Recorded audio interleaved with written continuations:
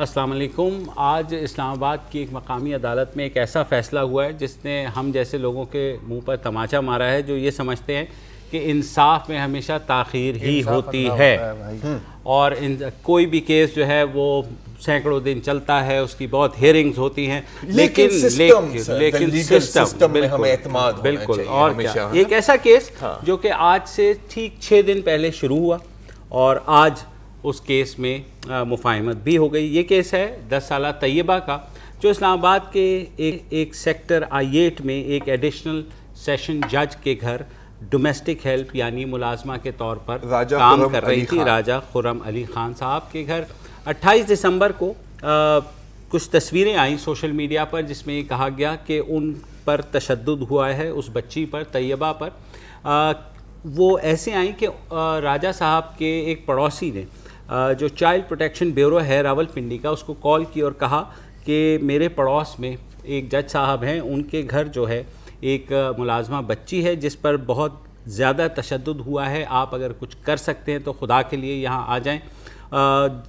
जो child protection bureau के वहाँ के हेड थे उन्होंने कहा कि जनाब हमारी जो जुरिस्डिक्शन है वो इस्लामाबाद तक नहीं आती। बहरहाल उन्होंने कहा कि इस्लामाबाद पुलिस को हम इन्फॉर्म कर देते हैं। पुलिस जब वहाँ पहुँची तो जज साहब के घर जा कर के उन्हें पता लगा कि वो बच्ची वहाँ नहीं है। उसके 24 घंटे बाद उन जज साहब के घर से फ़ोन गया पुलिस को और कहा गया कि वो बच्ची हमारे पास है और उसे आकर के ले जाएं।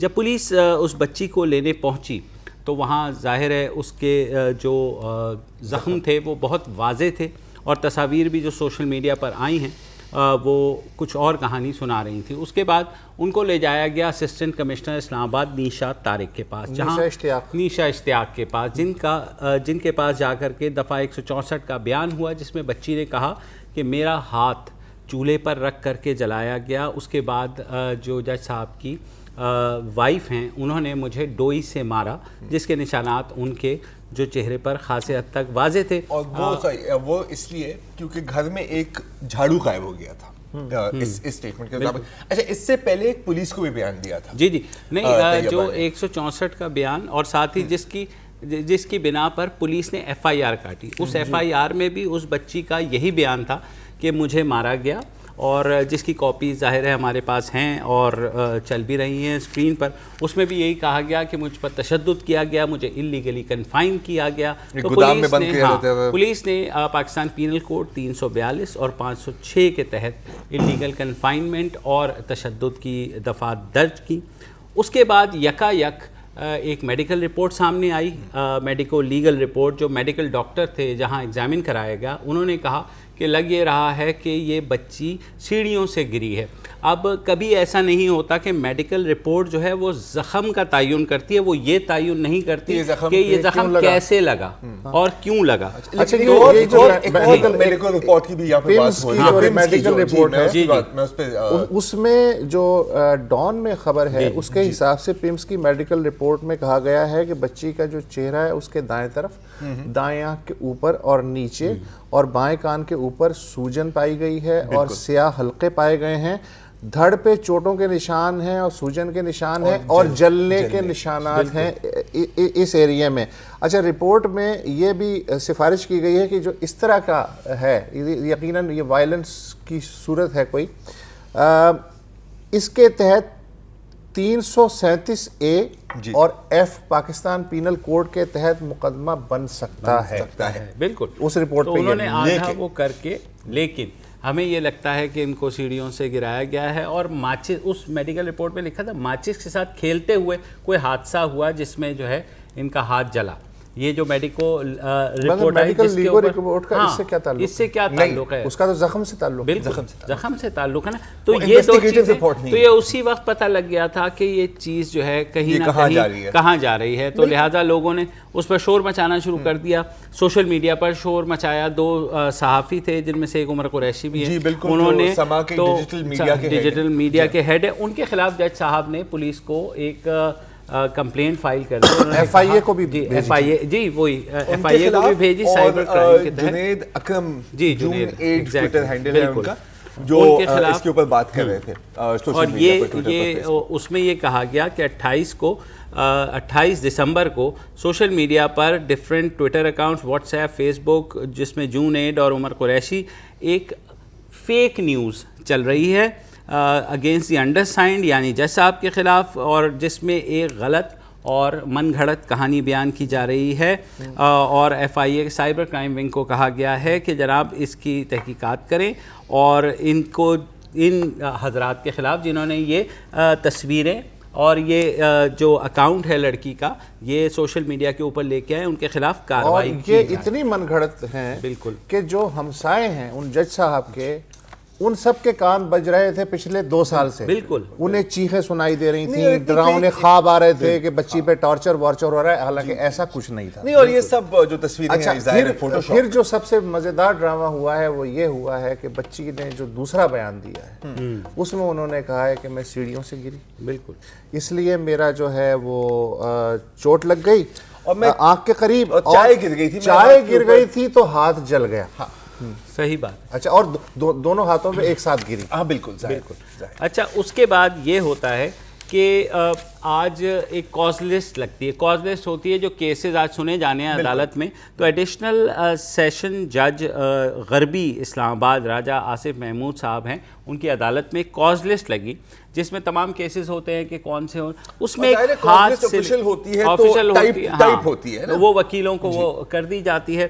تو وہاں پر ایک نام ایڈ کیا گیا، کیس کا نمبر 5 اور 6 کے درمیان 5A ہاتھ سے لکھ کر کے ماہین ظفر صاحبہ کے خلاف جو 506 اور 342 کا مقدمہ ہے اس کی ہیئرنگ بھی ہوگی، اور وہ فوراً اس کا فیصلہ ہو گیا. 30,000 روپے کی ضمانت مل گئی انہیں، اور چونکہ لڑکی کے باپ نے معاف کر دیا تھا، اور لڑکی کے باپ کا یہ بیان ہے کہ بھائی اس نے خود تحقیقات کی ہیں، یہ جو کیس ہے اصل میں بچی جو ہے حادثاتی طور پہ غازی نامے کی بات ہو رہی ہے نا کہ ہم نے معاف کر، کچھ ہوا نہیں ہے لیکن ہم نے. اچھا، اس سے پہلے میں صرف یہ بتا دوں کہ جب ٹی وی چینلز نے ان کے والد صاحب کو ڈھونڈ کے نکالا فیصل آباد کے قریب ایک گاؤں جڑا والا سے، تو انہوں نے کہا میں تو بہت غریب، ہاں شہر ہے، قصبہ ہے یا شہر ہے جیسے آپ کہہ لیں، وہاں پر انہوں نے کہا میں بہت غریب آدمی ہوں اور میں نے کچھ پیسے ادھار لیے تھے جس کو چکانے کے لیے میں نے اپنی بیٹی کو ایز اے ڈومیسٹک ہیلپ بھیجا.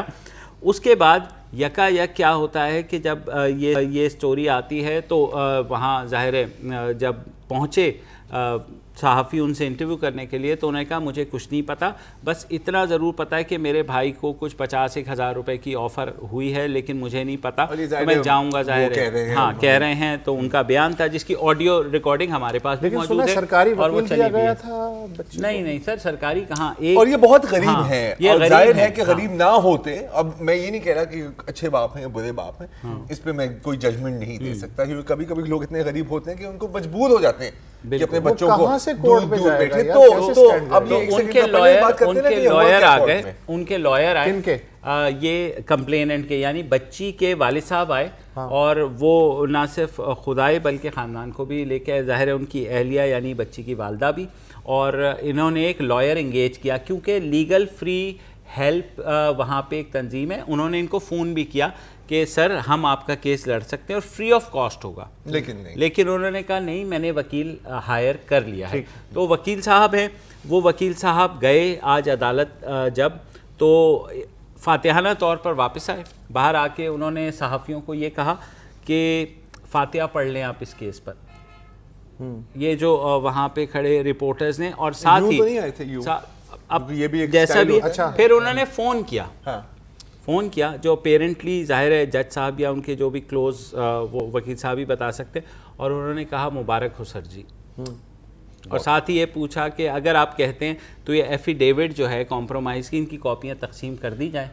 اچھا، میڈیا پورا کھڑا ہوا تھا، میڈیا باہر کھڑا ہوا تھا اور انتظار کر رہا تھا کہ جیسے کیس کا فیصلہ ہوگا وہ بچی باہر آئے گی تو ہم اس سے سوال جواب کریں گے بچی اور والد سے. لیکن ہوا یہ کہ یہ جج صاحب کے جو ججز کی انٹری ہے اس طرف سے لڑکی کو لے جایا گیا، نکال دیا گیا، اور میڈیا انتظار کرتا رہ گیا. اس کے بعد آخری اطلاعات آنے تک وہ جڑا والا پہنچ چکے ہیں. اس میں کچھ ایسی بھی تو بات کی گئی ہے نا کہ جو رپورٹرز ہیں جنہوں نے اب یہ سن لینا بالکل، یہ تو بیان حلفی انہوں نے ایک پیش کیا آج لڑکی کے والد صاحب نے. انہوں نے کہا کہ یہ جو طیبہ ہے یہ 10 سال کی ہے, میری حقیقی بیٹی ہے.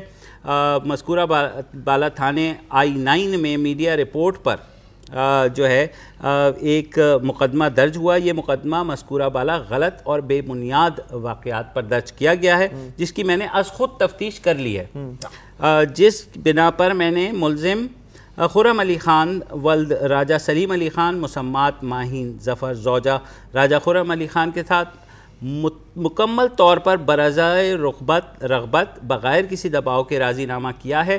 مقدمہ ہاذا میں فی سبیل اللہ معاف کر دیا ہے. اور یہ بھی کہا کہ مقدمہ ہاذا میں راجہ خرم علی خان ولد راجہ سلیم علی خان اور ان کی زوجہ مسمات ماہین ظفر کی ضمانت منظور فرمائی جائے. عدالت سے کہا ہے کیونکہ اس مقدمے سے بری فرمایا جائے تو ان کو کوئی عذر نہیں ہوگا. اور یہ بھی کہا کہ یہ من گھڑت غلط خبر چلانے پر غلط رپورٹنگ میں ملوث افراد کے خلاف کارروائی کرنے کا میں اچھا سوال یہ ہے کہ یہ من گھڑت خبر ہے, بالکل, تو پھر معاف کس چیز پہ کیا لڑکی بچی کے سیڑھی سے گرنے سے, سیڑھی پہ گرنے پہ سیڑھی کو معاف کیا, جج صاحب کو معاف کیا جس نے ہاتھ جلا لیا. اچھا یہ جو ایڈیشنل سیشن جج صاحب ہیں راجہ صاحب, جی جی, ان کی عدالت میں ظاہر ہے ملزمان آتے ہوں گے نا, اور یہ ان سے یہ بھی کہتے ہوں گے اپنا دایاں ہاتھ کھڑا کیجئے, میں جو کچھ بھی کہوں گا سچ کہوں گا, سچ کے سوا کچھ نہ کہوں گا, لہٰذا میں اس نتیجے پہ پہنچنے میں حق بجانب ہوں کہ راجہ صاحب نے عدالت میں جو کہا یا ان کی بیگم نے جو کہا یا انہوں نے FIA کو اس من گھڑت بے بنیاد خبر پہ جو تحقیق کرنے کی دعوت دی وہ 100% سچ ہے, اس لیے کہ جج جو ہے ہمیشہ سچ بولتا ہے. بالکل. اور میرے خیال میں انہوں نے سچ وہ بھی بولا ہوگا جب پولیس ان کے گھر آئی ہوگی, انہوں نے کہا ہوگا کہ لڑکی ہمارے پاس نہیں ہے, اور پھر 24 گھنٹے بعد انہیں یاد آیا ہوگا کہ ہاں لڑکی تو ہمارے پاس ہی ہے. تو آپ آ کر میں کم از کم شک نہیں کر سکتا کہ کوئی جج جو ہے اپنے آپ کو بچانے کے لیے جھوٹ بول سکتا ہے یا توڑ مروڑ کے چیزیں. بہرحال سٹوری یہاں پر ختم نہیں ہوتی, یہاں سے شروع ہوتی ہے. وقفہ لے لیجیے, آپ کو بتاتے ہیں کیسے وقفے کے بعد.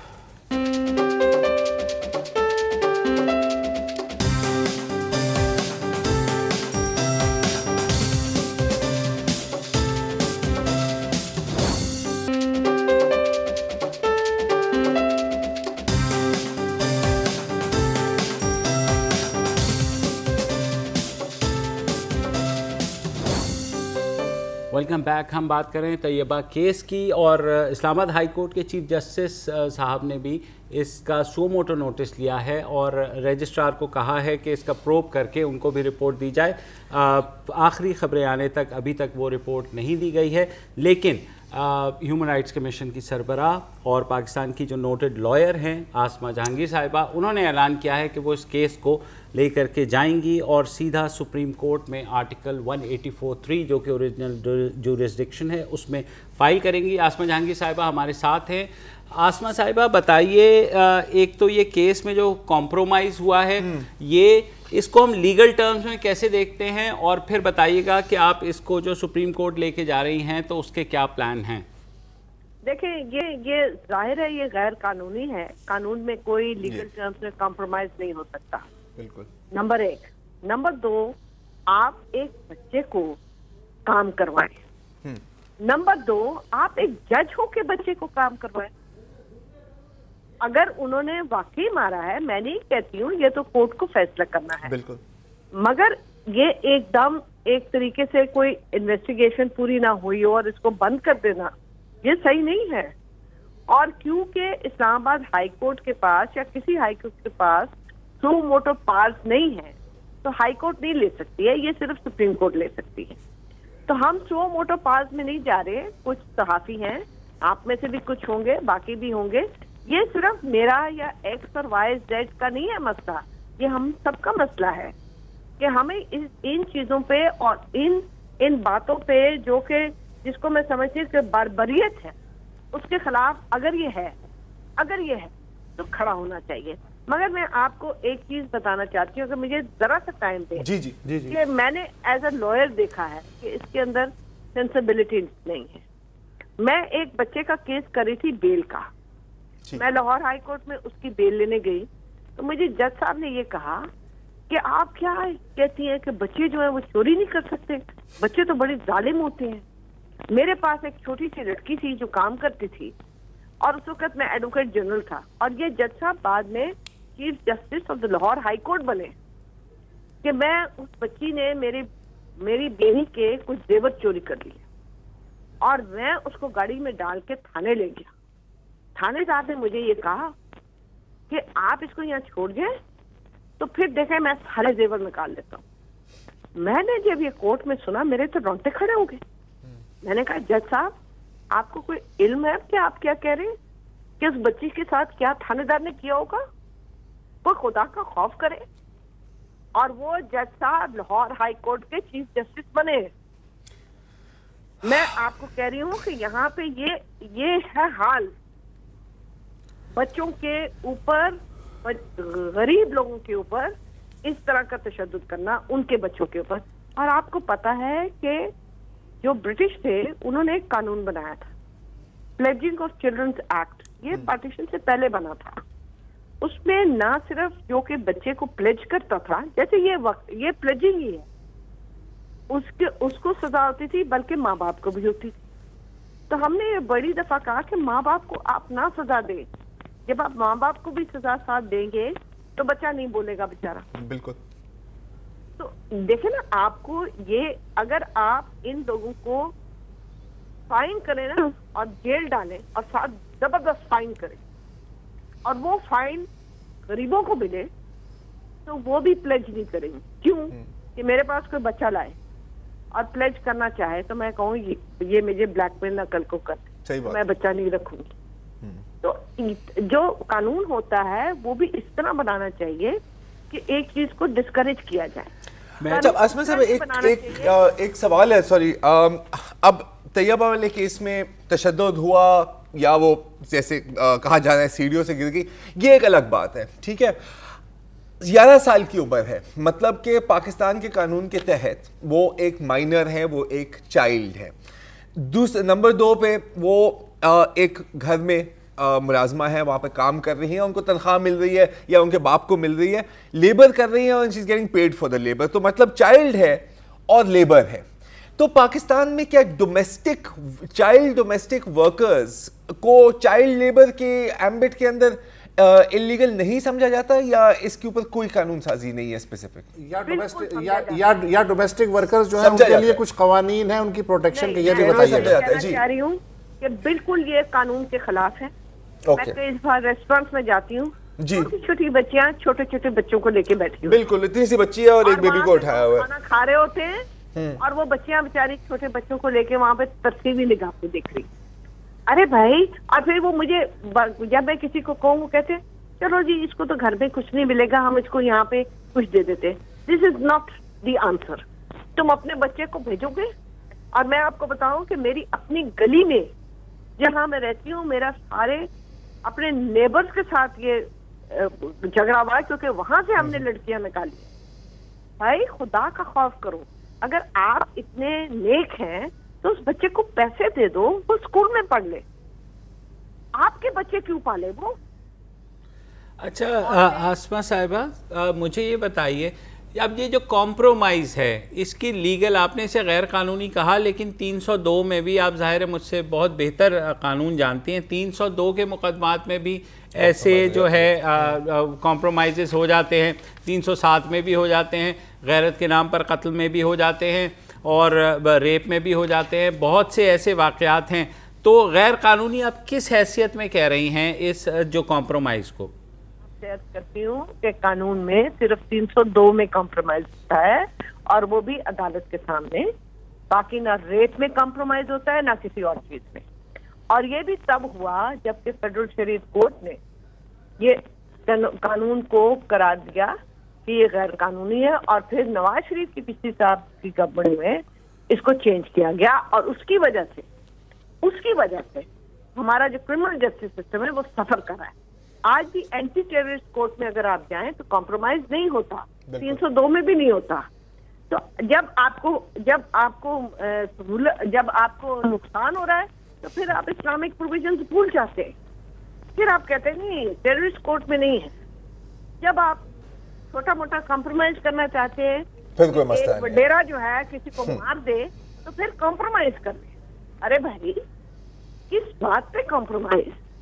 یعنی کہ جو غریب انسان ہے اس کو آپ پہلے ماریں, پھر اس کو زد و کوب کریں, پھر اس کے ساتھ کمپرومائز کریں. یہ کوئی انسانیت نہیں ہے, کسی مذہب میں ایسی بات نہیں ہو سکتی ہے.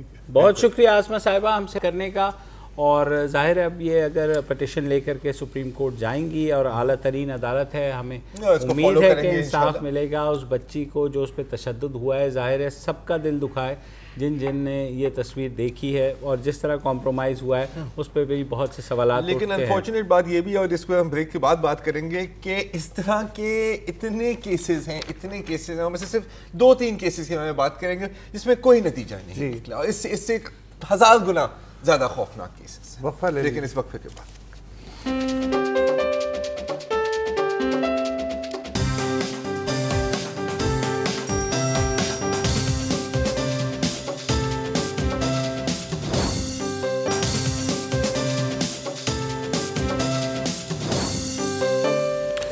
Welcome back. اب تک آپ نے سن لیا, اس کی سمری کچھ یوں ہے کہ طیبہ اس پہ تشدد ہوا یا وہ حادثاتی طور پہ سیڑھیوں سے گری یا زخمی ہوئی, جیسے بھی ہوا, بہرحال اینڈ میں آ کے اس کے والدین نے جو ہے وہ معاف کر دیا جج صاحب اور ان کی بیوی کو, اور بیوی کی 30,000 روپے میں ضمانت ہو گئی. ایک وکیل ہیں, ابھی عاصمہ جہانگیر صاحبہ سے بڑی اچھی بات ہو رہی تھی, ایک اور وکیل کی میں مثال دینا چاہ رہا ہوں, شبنم ناجی ہیں. وہ عموماً اس طرح کے فیملی کیسز لڑتی ہیں. انہوں نے کہا کہ 2015 میں لاہور ہائی کورٹ میں اس طرح کے جو ڈومیسٹک سرونٹس پہ تشدد کے انہوں نے 20 کیسز دائر کیے. اور صرف لاہور ہائی کورٹ کی بات, لاہور ہائی کورٹ کی بات ہے. اور ان کیسز میں جو کردار تھے ان کی عمر تھی 8 سے لے کے 14 سال تک. زیادہ تر میں بقول شبنم کے کور اپ کیا گیا. 13 مقدمات میں جو مالک تھے انہوں نے زخمی بچیوں کو والدین کے سپرد کرتے ہوئے کہا کہ یہ حادثاتی طور پہ زخمی ہوئے ہیں. 7 کیسز میں ان بچیوں پہ چوری کا الزام لگایا گیا. صرف 20 میں سے 4 کا ٹرائل ممکن ہو سکا, وہ بھی اس لیے کہ چاروں کے چاروں شدید زخمی حالت میں تشدد کے سبب ہاسپٹل میں داخل ہوئیں اور چاروں مر گئیں. اس وجہ سے ان کا کیس چل سکا. باقی کیسز جو ہیں بچیوں کے خاندانوں نے واپس لے لیے. کیوں واپس لے لیے؟ ظاہر ہے کمپرومائز ہو گیا. کمپرومائز کیوں ہوا؟ ظاہر ہے کہ انہیں پیسے دے دیے گئے. اب ایک انتہائی, ایک تو ہوتا ہے نا غریب, یہ ہیں ریچرڈ آف دی ارتھ, زمین کے کیڑے. ان کو آپ کسی بھی پیسے پہ آپ کا خیال ہوتا ہے کہ, اور انویزیبل ہے اور زندگی اس کیس میں بھی ایونچولی ضمانت, arrested, husband was reported missing, اور اب کچھ نہیں ہوا. فائنل کیس یہ ہے 2013 کا ملتان کا, حنا جیلانی, فہیم بخاری. ایک 10 سال کا ملازم تھا ان کے پاس, جمیل ایک جگ میں دودھ لا رہا تھا, ٹھیک ہے, چکناہٹ ہو گئی, گر گیا, جگ گر گیا. اس نے اس جگ کے ٹوٹے ہوئے جگ سے اٹھا کر اس کو اتنے شدید مارا سر کے اوپر کہ جمیل دم توڑ گیا, مر گیا. اور اس کو بتائے بغیر, اپنے اس کے والدین کو بتائے بغیر ان لوگوں نے کوشش کی کہ اس کو چپکے سے ہم کہیں دفنا دیں, لیکن ایسا نہیں ہوا. اور وہ ایسا کیوں نہیں ہوا؟ کیونکہ جمیل کا جو 8 سالہ بھائی تھا جاوید, وہ بھی اسی گھر میں کام کرتا تھا, اور اس نے یہ اپنی آنکھوں سے دیکھا. تو وہ گیا, وہ بھاگا, اس نے اپنے باپ کو بتایا, اور اس نے کہا کہ جی میں اتنا ڈر گیا تھا, میں دروازے کے پیچھے چھپ گیا تھا, اور ان لوگوں نے میرے آنکھوں کے سامنے میرے بھائی کو اتنا مارا ہے کہ وہ بے ہوش ہو گیا. اچھا, کتنی اسٹوری سنائیں گے؟ ہزاروں ہیں. 2 دنوں تک وہ لاش اس گھر میں ہی رہی. اور جاوید کا کہنا ہے کہ جی اس کمرے میں کسی کو اندر آنے کی اجازت نہیں تھی. میں جھانک کے دیکھتا تھا نا, تو کیڑے چونکیاں میرے بھائی کے جسم کے اوپر گھوم رہی ہوتی تھیں, اس کو کھا رہی ہوتی. اچھا, فلمی کہانی لگ رہی ہے. بٹ اٹ سر, لیکن اٹس ورس دین دیٹ نا سر, کیونکہ یہ تو ریالٹی ہے. اچھا, اور یہ صرف وہی 3 کہانی میں کہہ رہا ہوں نا, ہزاروں میں. پاکستان جو ہے مجھے میرے علم میں یہ بات لائی گئی ہے کہ ILO کے جو کنونشن ہے اس طرح کے ڈومیسٹک ورکرز اور بچوں کو اور جبری مشقت کے بارے میں ان کی توثیق نہیں کی، ویسے سائن کیے ہیں. پنجاب نے شاید چائلڈ پروٹیکشن کا تو لا بنایا ہے، لیکن سندھ میں اچھا مجھے یہ کلیئر نہیں ہے کہ ڈومیسٹک ورکرز جو ہیں ان کی پروٹیکشن کے لیے یا ان کو ریگولرائز کرنے کے لیے یا ان کو قانون کا تحفظ فراہم کرنے کے لیے فیڈرل سطح پہ یا صوبائی سطح پہ کوئی قوانین ہیں یا نہیں ہے. ہو سکتا ہے سر فیڈرل سطح پہ نہیں ہے، یہ میں نے چیک کیا ہے، اور جس کی وجہ سے چائلڈ پروٹیکشن بیورو والوں کو اجازت نہیں ملی کہ وہ جا کر کے اس بچی کو ریسکیو کر سکے. انہیں سہارا لینا پڑا اسلام آباد پولیس کا. اسلام آباد پولیس نے جج صاحب کے سامنے روز پیش ہونا ہوتا ہے. آج تک سروے بھی نہیں ہوا ہے. ہر ایک کے وائلڈ گیسز ہیں. 90 لاکھ سے لے کے 85 لاکھ تک کے درمیان جو ہیں کس بنیاد پہ ہیں؟ سب تکے بازی ہے. اچھا تحقیق جو ہے اس ایشو پہ، حالانکہ یہ بہت نازک ایشو ہے، تحقیق تعلیمی مقالہ جو ہے، ایک مجھے نظر آیا علی اینڈ خٹک NWFP میں گھریلو خواتین ملازموں پہ تشدد، یہ ایک اکیڈمک ریسرچ ورک ہے. کیا ہمارے لٹریچر میں یہ ہے موضوع؟ زیتون بانو ہیں ایک پشتو کی شارٹ سٹوری رائٹر، انہوں نے کچھ شارٹ سٹوریز رکھی ان ایسی بچیوں پہ. ایک شارٹ سٹوری ہے بصری، ایک بچی تھی، اس کو جنسی تشدد کا اس کے لینڈ لارڈ نے یا خان نے نشانہ بنایا، پھر وہ پریگننٹ ہو گئی، پھر اس بچی کو زندہ جلا دیا گیا. بعد میں یہ معاملہ جو ہے حادثہ کہہ کے دبا دیا گیا. والدین انتہائی غریب تھے، لہٰذا انصاف ملنا محال تھا. یہ اس شارٹ سٹوری کا جسٹ ہے. کوئی کام اگر ہوا ہے کتابی شکل میں تو آکسفورڈ یونیورسٹی پریس سے صرف ایک کتاب جو ہے وہ شائع ہوئی ہے پچھلے 5-6 سال کے اندر، silent voices the struggle for empowerment of domestic workers in Pakistan. اچھا آپ نے پوچھا نا کہ ڈومیسٹک ورکرز کا کہیں مینشن ہے یا نہیں ہے. 2 جگہوں میں مینشن ہے. ہاں ایک ہے provincial employee social security ordinance 1965 جس میں صرف لکھا ہوا ہے medical treatment of domestic servants, اس لحاظ سے ایک مینشن ہے. دوسرا ہے منیمم ویجز ایکٹ 1961 جس میں ڈومیسٹک ورک کو بھی ورک کی ڈیفینیشن میں ڈالا ہوا ہے. اس کے آگے کچھ نہیں ہے. اچھا کیوں نہیں ہے؟ ایک تو لابینگ کا بھی اس میں سین ہوتا ہے نا. انٹرنیشنل لیبر آرگنائزیشن نے ایک پروجیکٹ لانچ کیا تھا، ایک یونین رجسٹر کیا تھا جس میں صرف 235 ڈومیسٹک ورکرز شامل ہوئے تھے. ٹھیک ہے، لاہور کی بات ہے. اب وہ چل رہا ہے نہیں چل رہا یہ مجھے نہیں پتا، لیکن میں آپ کو ایک سکسیس سٹوری بھی بتانا چاہ رہا ہوں، اور یہ ہے انڈیا کی. انڈیا میں تھی ایک سسٹر جیان ڈیووس جنہوں نے 1980 میں 1980 میں national domestic workers movement start کی تھی. آج 17 ریاستوں میں 2 لاکھ سے زائد ممبرز ہیں.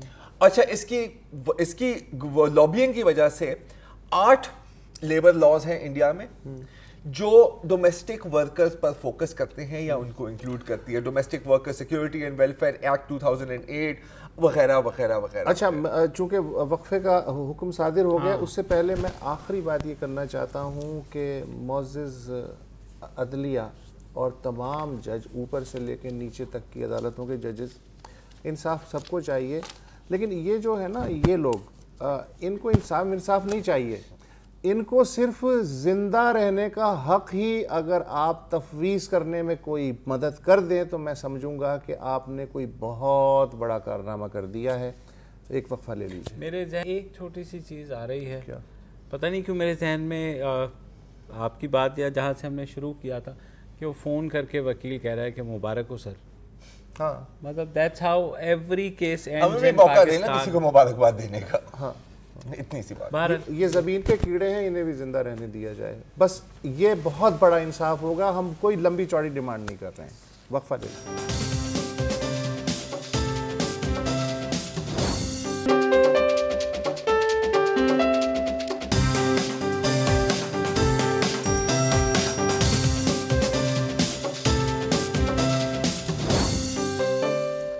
Welcome back. اب کچھ لائٹر موڈ میں بات کرتے ہیں. اگر آپ شادی شدہ ہیں یا نہیں بھی ہیں تو آپ کو یہ بات تو پتہ ہی ہوگی کہ کبھی نہ کبھی کسی نہ کسی وجہ کے باعث میاں بیوی میں ہمیشہ لڑائی کبھی نہ کبھی تو ہونی ہی ہے. کبھی نہ کبھی تم بہت زیادہ محتاط ہو رہے ہو.